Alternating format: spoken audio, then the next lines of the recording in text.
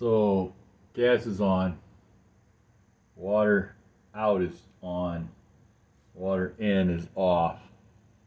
Turn it on. Good sparks. Everything's properly wired. No gas leak. Everything's properly hosed. Won't ignite. I'm gonna try it again.